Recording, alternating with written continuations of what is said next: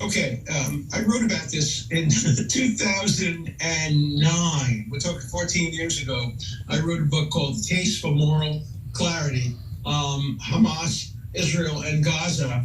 And in it, I use the term they use, and that is they put children in the way of Israeli retaliatory fire, knowing that the children will be collateral damage. And they want them to be the collateral damage. Here, I'll read you from one of the heads of Hamas. For the Palestinian people, death has become an industry. The elderly excel at this, and so do the children. This is why we have formed human shields of the women and children. So they form the human shields. They know some kids will be killed. They're ready with the dead bodies to bring them to CNN. CNN this shows them, and Americans have crocodile tears.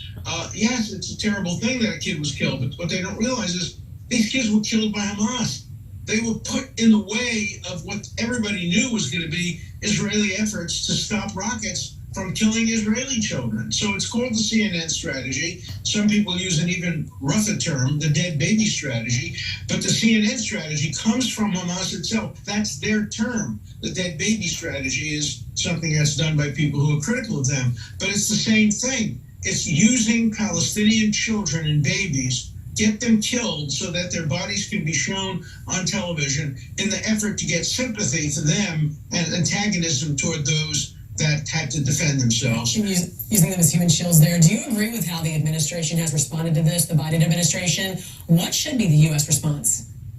The U.S. response should be very simple: an attack on Iran's nuclear reactor. That's the only way to stop this, because this has nothing to do with this is not Hamas's decision. This is a decision made by Iran. I don't care what American intelligence claims. We know the truth. Iran made this decision, whether they green-lighted this particular event last Saturday or just generally did it. The only way to stop them is to punish Iran. The only way to punish Iran is either regime change, which is very difficult, destroying their nuclear reactor. Imagine what would happen if Iran had nuclear bombs and gave them to Hamas to use in terrorist attacks like this. The other is to push Saudi Arabia very hard into accepting the deal with Israel, so that the Iranian decision to go after Israel, to scuttle the deal, will backfire.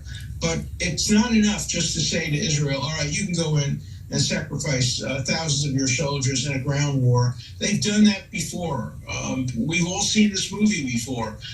Israel goes in, they're blamed, the UN condemns them, Iran rearms Hamas, and 2 or 3 years later, the same thing happens. Can't be allowed to happen again. Hamas must be destroyed from top to bottom, and Iran must know that it's going to pay a heavy price for incentivizing these kinds of horrible attacks. Just imagine what would the reaction in America would be if we saw 1,200 African Americans lynched on one day, because that's what happened here. 1,200 Israelis were lynched. I have about 30 seconds. Trump said